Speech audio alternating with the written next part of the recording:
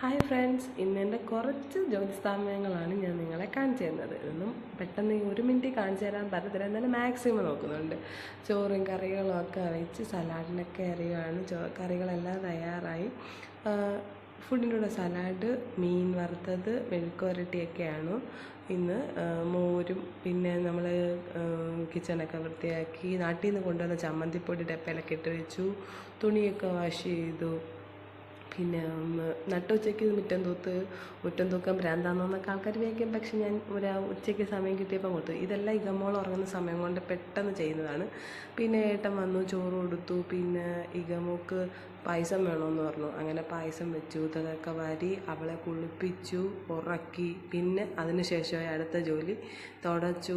പെട്ടെന്ന് ആ ടൈം കൊണ്ട് തുടച്ച് കഴിഞ്ഞാൽ പോയി കുളിച്ചിട്ട് വന്നപ്പോഴത്തേക്ക് അവൾ എന്നും എണീറ്റു. പിന്നെ വിളക്ക് കത്തിച്ചു. പിന്നെ അവളെ പാർക്കിലൊക്കെ കൊണ്ടുപോയി. ഞങ്ങൾ രാത്രിത്തെ ഫുഡ്